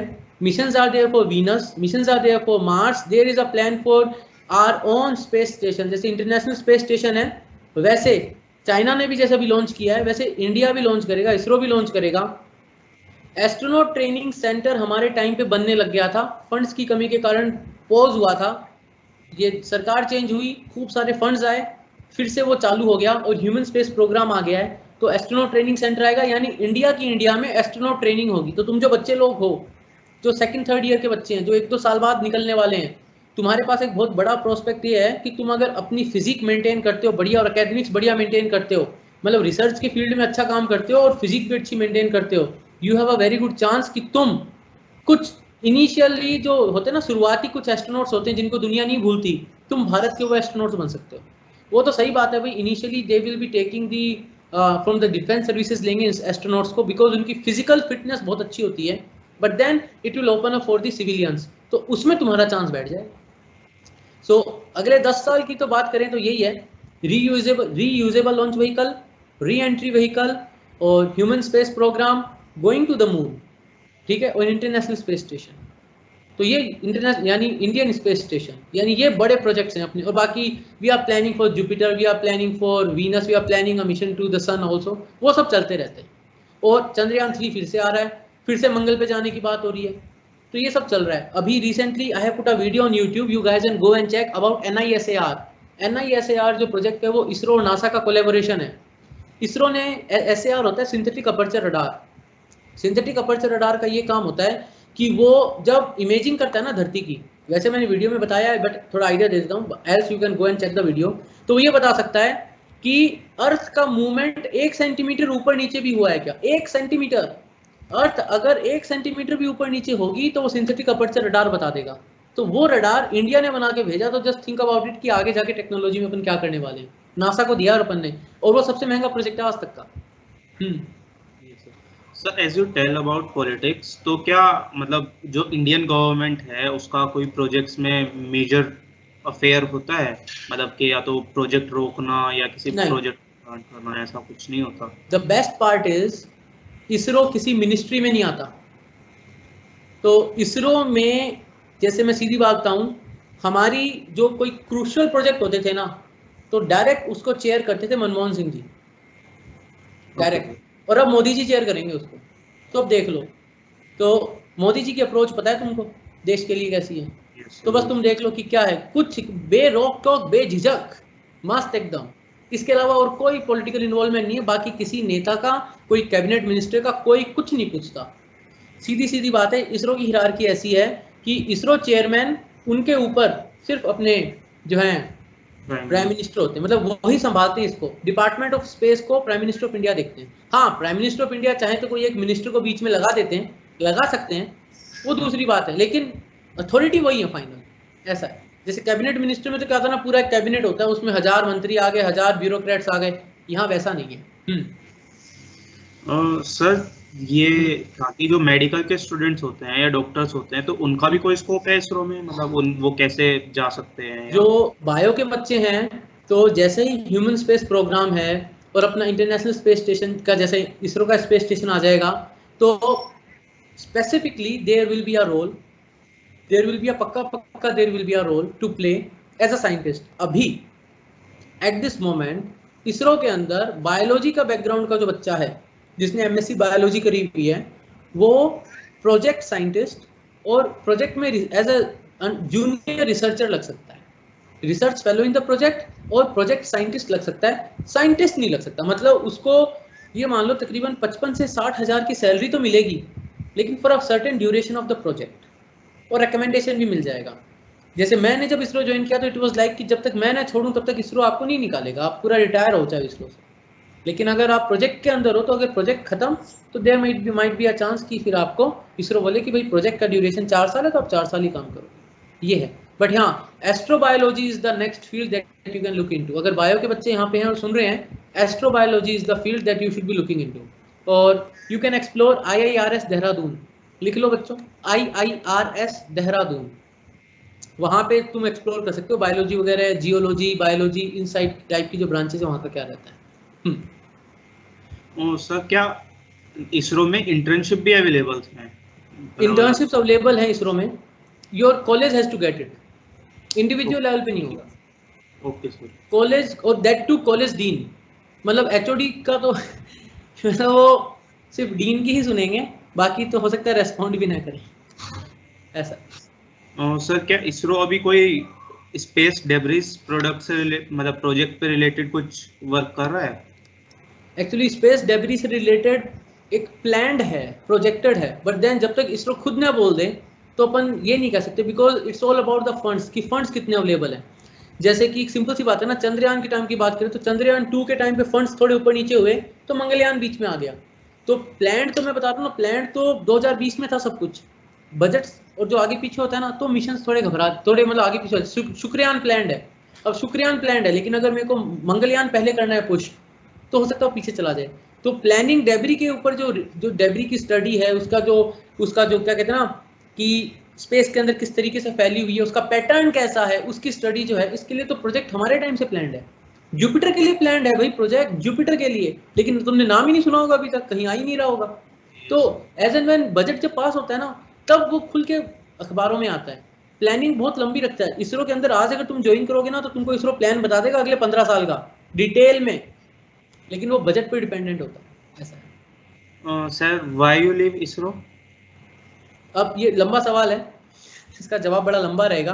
तो मैं ये कहूँगा कि बस टू परस्यू माई ड्रीम्स। भाई मैंने एक और कोई सपना देखा, और कहीं ना कहीं ये मान लो कि जब मैं इसरो में था तो मैं बच्चों से इंटरेक्ट बहुत करता था, केवी जाता था बच्चों को पढ़ाने, और छोटी मोटी और स्कूल में जाता था। I use to write science articles. तो जब मैं यूएस से वापस आया था तो वहाँ पे प्रमोशन वगैरह भी हो चुका था। मैं यूएस से जब वापस आया था उसके बाद then I took a call कि भाई अगर अभी इसको नहीं छोड़ता हूँ तो जिस तरीके से मेरा प्रमोशन हुआ और जिस तरीके से अपॉर्चुनिटीज़ मिल रही है, मैं कभी भी जो मेरा दूसरी जो परस्यू मैं करना चाह रहा हूँ ना, मेरी पैशन को फॉलो करना चाह रहा हूँ, मैं नहीं कर पाऊंगा। तो that was one thing, but still इसको पूरा डिटेल में मैंने एक्सप्लेन किया तुमको। You can go and watch the video there on YouTube, Nimbus Education, वहाँ मिल जाएगा। Definitely. Sir, if you want to tell, so please can you tell what's the average salary of an ISRO scientist? Means how much? Average salary तकरीबन अभी तुमको मिलेगी 90,000 per month. Okay, it's of joining or? हाँ, entry level. Entry level है 90,000। ये very करती है। Very कैसे करती है? बेंगलोर में 90 होगी, लेकिन हो सकता है कि अगर तुमको अहमदाबाद दिया जाता है, और बेंगलोर का जो क्या कहते हैं ना, बेंगलोर टायर 1 में और अहमदाबाद अगर टायर 2 है तो अहमदाबाद में कम हो सकती है। अगर इंदौर मिल रहा है तो थोड़ी और कम हो सकती है, बट रेंज मान लो 80,000 से 1 लाख के बीच की रेंज है। टैक्स वैक्स काट कूट के 80 तो मिल ही जाएगी।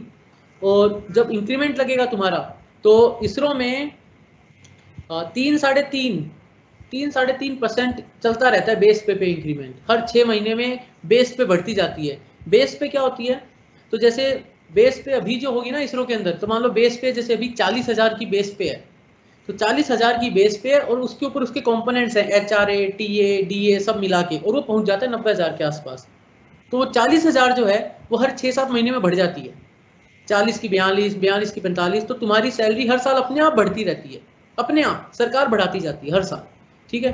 फिर जब प्रमोशन होता है तो भाई बड़ा जंप आता है। बड़ा जंप ऐसा आता है कि तुम्हारी जो बेस पे है तकरीबन उसका 9 से 10% ऐड हो जाता है। जैसे बोला ना 6 इंक्रीमेंट का मतलब तकरीबन 9 या 10% आता है 6 इंक्रीमेंट। तो 9-10% बेस पे बढ़ती है, तो यानी तुम्हारी पूरी की पूरी सैलरी में और 20-25,000 पे और बढ़ जाते हैं। तो सीधी सीधी बात है, एक प्रमोशन के बाद you will B touching somewhere around 1,25,000, 1,30,000। Tax कटेगा पर उस पर वो अलग बात है। Sir, now we want to take questions from our audience. हाँ बिल्कुल। Guys, you can turn your mic and camera and ask the question. मैं अनम्यूट कर देता हूँ। फर्स्ट आ रहा है Partha. Yeah, Parth. And those who want to ask question can raise your hand. Parth please ask your question. और sir आपको time का कुछ इश्यू तो नहीं है? मतलब थोड़ा लेट हो गया है जैसे, तो हाँ अपन 15-20 मिनट और रख लेते हैं, है ना? ठीक है, तो 4-5 क्वेश्चन आप लोग पूछ सकते हैं। तो Parth start. Good evening sir. Hello Parth. Sir, should we have a plan B if we are not able to be an ISRO scientist? Actually, in that case, then you always should have a plan B. उस case में तो बच्चा ऐसा है कि सदा ही plan B एक रखना ही पड़ेगा ना अपने आप पे। Because मतलब मेरा तो ये था कि मैं सैमसंग में था और मैंने इसरो का सोचा था। मैंने सैमसंग जब तक नहीं छोड़ा था जब तक मेरा इसरो कंफर्म नहीं हुआ था। तो एज सिंपल एज दैट। तो मेरा वो प्लान बी, प्लान ए, जो भी तुम मानो, वो तो वैसे ही चल रहा था। लेकिन if you are serious enough then you will be able to crack it. ऐसा नहीं है, क्योंकि गेट के लिए तुमको पढ़ना ही पड़ेगा। You can't escape GATE. GATE का एग्जाम देना ही पड़ेगा। तो जब एक एग्जाम तुमको देना ही अपनी बीटेक के बाद, मैंडेटरी कर रखा है AICTE ने, तो एग्जाम देना ही है, तो थोड़ी मेहनत करके दोगे तो उसी लेवल का पेपर आएगा इसरो का, तो you should be able to crack it, है ना। तो प्लान बी का तो ये है कि प्लान बी क्या है, एक प्लेसमेंट लगा के रख लो अपनी, सिंपल। भाई इसरो के एग्जाम से पहले एक प्लेसमेंट लगा लो। इसरो का तो नोटिफिकेशन अक्टूबर में आएगा। तुम्हारी जो प्लेसमेंट्स होगी, जिस कॉलेज में तुम हो वहाँ पे प्लेसमेंट्स जो चालू हो जाएंगी, वो चालू हो जाएगी तुम्हारे उस सेमेस्टर की जून जुलाई से। लगा लो एक placement, simple, to be on safer side, बस। Ayush Kumar, please ask your question. Can you guys please turn on your camera if you have no problem? The only Hello, one sir. who is asking question. Hello, Ayush. Sir, my question is that do ISRO believe in extraterrestrial or UFOs? समझ में नहीं आया दोस्त? Sir, ISRO जो है वो extra terrestrial पे मतलब के बारे में सोचता है या उस पर विश्वास करता है? खाली थ्योरी, मतलब there is no specific project dedicated to it, कोई स्पेसिफिक प्रोजेक्ट नहीं है, सिर्फ थ्योरी, मतलब बात करने तक ठीक है, बाकी इसके अलावा नहीं। एक्स्ट्रा टेरेस्ट्रियल लाइफ के बारे में बात करो ना, ये एलियन वेलियन के बारे में, तो वैसा ज्यादा कुछ खास नहीं। Drishti, you can ask your question.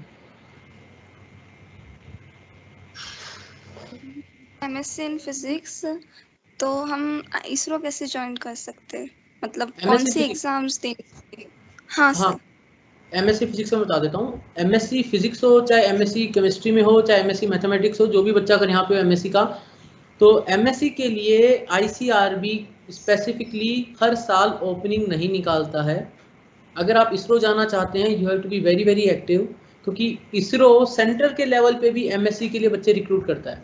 जैसे मैंने बताया कि जिस साल मैंने आईसीआरबी के थ्रू ज्वाइन किया था, उसी साल हमारे सेंटर के लिए, सैटेलाइट सेंटर के लिए 4 या 5 ओपनिंग आई थी एमएससी फिजिक्स के बच्चों की, यानी sector specific, project specific opening आती है। तो इसका मतलब ये है कि you should be somewhere already, कहीं कुछ काम कर लो, अपना एक जॉब पकड़ लो और अपना काम चालू कर दो, या फिर जो भी प्रिपरेशन कर रहे हो करते रहो, और एक्टिवली देखते रहो कि इसरो की ओपनिंग आई है क्या, क्योंकि हो सकता है इसरो की ओपनिंग और टाइम कोई फिक्स नहीं है, पता चला दिसंबर में आ गई, हो सकता है मई में आए, कभी भी आ सकती है, क्योंकि प्रोजेक्ट स्पेसिफिक है, वो सेंट्रल रिक्रूटमेंट बोर्ड के थ्रू नहीं है, वो स्पेसिफिकली वो सेंटर करवा रहा है जहाँ पे जॉब ओपनिंग है। तो वो कोई भी हो सकता है इंडिया का सेंटर, वो हो सकता है महेंद्रगिरी में हो, वो हो सकता है त्रिवेंद्रम में हो, वो हो सकता है आंध्र प्रदेश में हो सकता है कर्नाटका में हो, कोई भी सेंटर हो सकता है। प्रिपरेशन क्या करना है, तो जैसे मैंने बताया कि फिजिक्स के लिए जैसे आप प्रिपेयर करते हो ना, ये CSIR के नेट के एग्जाम के लिए प्रिपरेशन जो करते हो, तो बीटेक वाले गेट के लिए जो प्रिपरेशन करते हैं वैसा रहता है, और जो फिजिक्स के लिए होगा। अब यहाँ पे एक और चीज़ है, हो सकता है कि इसरो रिटन टेस्ट न ले, मतलब आप आपसे बस आपकी वो मांगे आपकी परफॉर्मेंस, और उसके बेसिस पे आपको शॉर्टलिस्ट कर ले, तो सीधा इंटरव्यू होगा। वो डिपेंड करता है कंप्लीटली उस सेंटर पे। जैसे सैटेलाइट सेंटर ने उस साल क्या किया था, क्योंकि एक बच्चे ने ज्वाइन किया था, वो मेरे साथ आया था, तो मैंने उससे पूछा था क्या प्रोसेस था, तो उसने बताया था CGPA मांगी थी, और CGPA के बेसिस पे एक मेरिट लिस्ट निकाली, उस मेरिट लिस्ट में जो ऊपर के बच्चे थे उनको बुला लिया, और उनको बुला के उनका इंटरव्यू ले लिया, खत्म, बस। Gaurav Sharma, you can ask your question. Good evening sir, am I audible? Yes Gaurav, you are audible. Sir मैं ये कह रहा था कि गेट के साथ साथ जैसे BA आर्ट्स का पेपर होता है which is entirely research based, right? और इसके तो that is I'm very interested in, और सर EAC का भी पेपर है, तो that I'm also very interested in. तो सर ऐसे मल्टीपल पेपर्स है, so how can I actually target each one of them? बहुत आसान है दोस्त, बेस लेवल पे गेट करना है, क्योंकि गेट के लिए जब पढ़ेगा ना, तो सारे बेसिक कॉन्सेप्ट तो गेट के लिए याद करने ही पड़ेंगे, ठीक है। अब जैसे बार्क का पेपर है, बार्क का पेपर जो है, तो पिछले जितने भी 4-5 साल के पेपर हाथ लगे, एक बार जब ये कंफर्म आ जाए ना दिमाग में अपने कि हाँ भाई श्योरिटी क्लियर है कि मैंने मेरे बेसिक कॉन्सेप्ट सारे कर लिए, तो एक बार बेसिक कॉन्सेप्ट सारे हो गए हैं, मैं गेट के लिए तैयार हूँ, बार्क का पेपर उठा के ट्राई कर लेना, प्रीवियस ईयर पेपर, बहुत सिंपल है, यही अप्रोच है। यू विल सी कि जो पेपर एक दो शुरुआत के पेपर में थोड़ी प्रॉब्लम आएगी जब पेपर सोल्व करोगे, ठीक है, क्योंकि वो पैटर्न को एक बार दिमाग को उस पैटर्न को समझना पड़ेगा, but then it will be a very very easy task for you to crack, अगर अपने बेसिक गेट लेवल के कॉन्सेप्ट सारे क्लियर कर रखे हैं तो बहुत सिंपल हो जाता है। और फिर बता रहा हूँ कि जरूरी नहीं है कि कोचिंग ज्वाइन करनी पड़े, खुद कर सकते हो।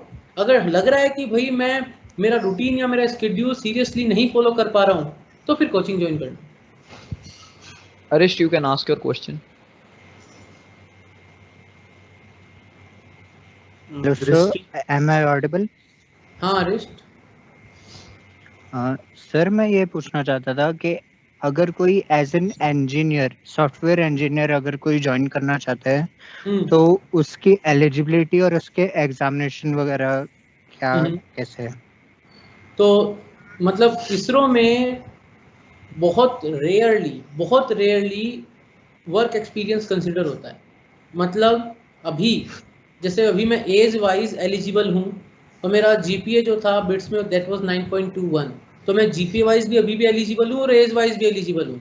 तो अगर मैं अभी भी इसरो में जाऊँगा ना तो मेरे को यही बोलेंगे कि you will be eligible only for the entry level, ठीक है। तो whether you are software engineer और नॉट, तुम्हारी डिग्री क्या है उसके बेसिस पे ही लेंगे। तो होता क्या है ना, कभी कभी आप मैकेनिकल इंजीनियर हो लेकिन सॉफ्टवेयर इंजीनियरिंग का जॉब कर रहे हो, तो आपका वर्क एक्स नहीं देखेंगे, वो मैकेनिकल इंजीनियरिंग के बेसिस पे एलिजिबिलिटी लेंगे जिस डिग्री से आप पास हुए हो। अगर 100 ओपनिंग निकालता है इसरो तो 100 में से कोई एक ऐसी होगी जिसमें वो बोलेंगे कि हाँ आपका वर्क एक्सपीरियंस हम लेंगे, बट देन उसमें कंडीशन लगा देंगे कि आप पर्टिकुलर इस फील्ड में वर्क एक्सपीरियंस हो, इस पर्टिकुलर ऑर्गेनाइजेशन से हो, आपने एमटेक करा हुआ हो, तो वो बहुत टफ हो जाता है, वो कॉम्बिनेशन सारे मैच ही नहीं हो पाएंगे। देयर आर चांसेस कि कोई उसमें बच्चे 4-5 निकलेंगे पूरी इंडिया से उस कॉम्बिनेशन के। तो whether you are in job और नॉट, अगर you want to switch to ISRO, you will be switching on the basis of your degree, not on your basis of your work ex। नहीं लेता ISRO, entry level रहोगे। दृष्टि, you can ask your question.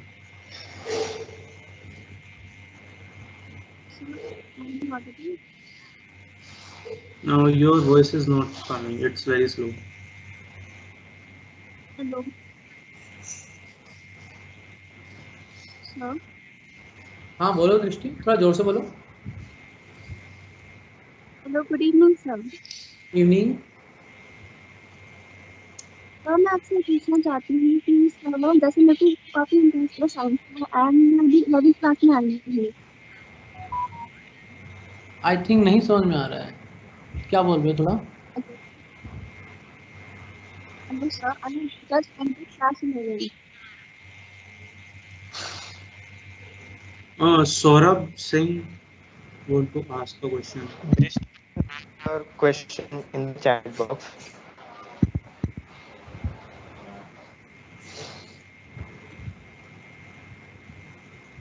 Okay, so done. अब questions रहने देते हैं। बस एक सौरभ से पूछ लेते हैं, वो काफी देर से बोल रहा था। Saurabh, are you in the meeting? You can unmute yourself. Sir, I am audible. हाँ। Good evening sir. Good evening sir, मेरा सर एक चीज पूछना था, जैसे सर आपने इसरो में बताया तो उसमें सर सबसे हाई लेवल की पोस्ट कौन सी होती होगी साइंटिस्ट के लिए? साइंटिस्ट के लिए सबसे हाईएस्ट लेवल की? यस सर, पोस्टिंग वाइज कैसे होती है? ऐसा रहता है, देखो मैं हायरार्की बताता हूँ। तो it starts with C, S C, then S D, फिर चलते जाओ C D E F G, S G के बाद सिर्फ जी, एस हटा दो, यानी क्या हो गया? तो सी डी ई एफ जी, ये तो है एस के साथ, एस इसके साथ सबके साथ लगा हुआ है।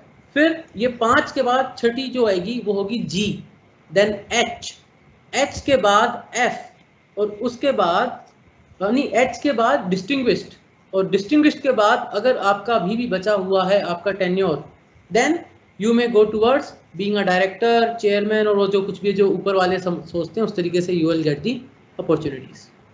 तो ये सब रिटायरमेंट की एज कितनी होती होगी? 60 साल। जो जनरल है, जो गवर्नमेंट के सेंट्रल गवर्नमेंट है ना, इसरो सेंट्रल गवर्नमेंट, तुम्हारी जो पोस्टिंग होती है ना that is equivalent to collector. मतलब जो इंडियन गजेट के हिसाब से देखें तो you are equivalent to a collector जब तुम इसरो में ज्वाइन करते हो एंट्री लेवल। हाँ, पावर उतने नहीं है ऑब्वियसली, बट देन कलेक्टर के लेवल पे एंटर करते हो, और जब टॉप मोस्ट पोजीशन पे जाते हो तो that is like cabinet secretary. तो यही होता है ना यूपीएससी में भी, सबसे बड़ा क्या बन सकते हो रिटायर होते होते? Cabinet secretary. वैसा ही रहता है।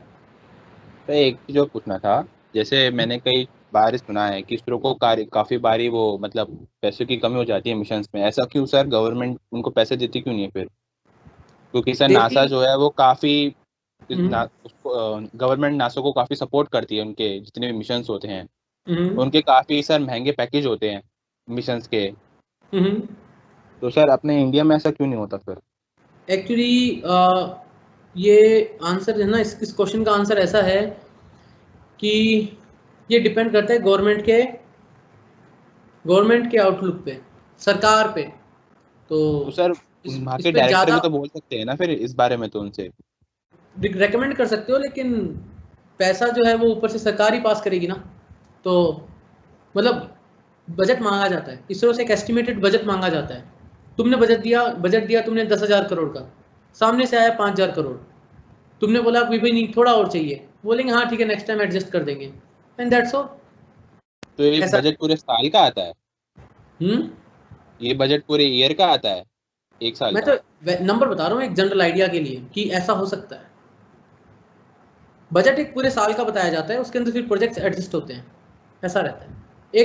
एक एस्टिमेटेड बजट मांगा जाता है इसरो से कि कितना चाहिएगा आपको, क्या आपकी प्लानिंग है। तो जैसे प्लानिंग है ह्यूमन स्पेस प्रोग्राम की, तो वही 10,000 करोड़ का प्रोग्राम है पूरा, तो उसके लिए 10,000 करोड़ अलग से पास हो गए। वो अमाउंट जो है वो 10,000 करोड़ से सीधा जाएगा खाली ह्यूमन स्पेस प्रोग्राम पे, उसकी फैसिलिटीज, उसके सेंटर्स, टेक्नोलॉजी के लिए। जैसे सर बजट में कुछ ऐसे पैसे बच जाते हैं तो क्या वो गवर्नमेंट वापस ले लेती है इनको? अरे नहीं यार ये किराने की दुकान तो ही ना यार। नहीं, क्योंकि मेरे को कोई बता रहा था कि ऐसे ही होता है। अरे मैं बता रहा हूँ ना भाई, कौन बता रहा था, बता कौन थे, कौन से सेंटर से पता चली तेरे को बात? मेरे को मेरे स्कूल के दोस्त ने बताई थी वाली बात। अरे नहीं, स्कूल के दोस्त ने बताई, वो इसरो में था क्या? नहीं। ओके, तो सर एक बार सभी के सर कैमरा ऑन करा के सर एक स्क्रीनशॉट ले लेते सर गैलरी व्यू का। बिल्कुल भाई, एक लास्ट सभी पर कैमरा था। हाँ सवाल पूछ ले, कैमरे तो ऑन कर लो, सवाल पूछ लो उसमें। कैमरा ऑन कर लो, एक बार स्क्रीनशॉट ले लेंगे सभी, एक बार ऑन कर लो। Yes sir. मेरा सवाल ये था, जैसे सर हम लोग जॉब के साथ साथ क्या, जैसे मैं एक ऐसा मान लीजिए मैं एज अ फिजिसिस्ट वहाँ पे लगा, तो मैं अपनी रिसर्च और जॉब को साथ कर सकता हूँ क्या वहाँ पे? अरे वो खुद बोलेंगे कि रिसर्च करने के लिए कुछ है क्या आइडिया, मांगेंगे आइडिया रिसर्च के लिए। They will ask you for the ideas कि do you have any idea for the research. भी कर सकता हूँ फिर वहाँ पे अपने पेपर पब्लिश कर सकता हूँ क्या? किसी पेपर पब्लिश करेगा तो प्रमोशन अच्छा मिलेगा।